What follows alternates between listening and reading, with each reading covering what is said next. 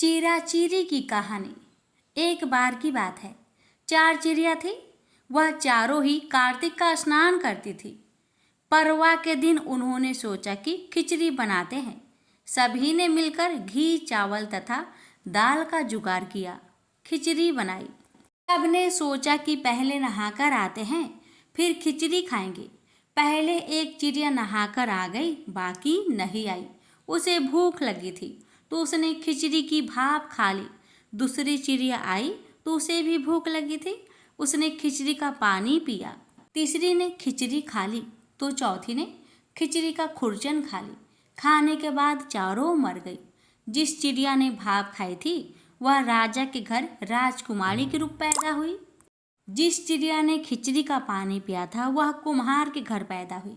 जिसने खिचड़ी खाई वह ब्राह्मण के घर जन्म लेती है और जिसने खुरचन खाई वह हथिनी के रूप में जन्म लेती है। कुम्हार की लड़की राजा के यहाँ दासी बन गई। ब्राह्मण की लड़की राजकुमारी की सहेली बनी। हथिनी भी राजा के यहाँ आ गई।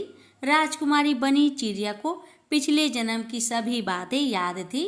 राजकुमारी का विवाह हुआ तो उसने राजा से कहा कि मैं अपने साथ इस दासी और अपनी सहेली को भी ससुराल ले जाऊंगी। तो राजा ने कहा ठीक है, ले जाना। राजकुमारी फिर नहीं गई तो राजा ने पूछा अब क्या हुआ? तो उसने कहा कि मेरे साथ इस हथिनी को भी भेज दो। लेकिन हथिनी जाने के लिए उठी ही नहीं। तब राजकुमारी उसके कान में पिछले जन्म की सारी बातें कह देती है, जिसे सुनकर हथिनी अब उठ जाती है।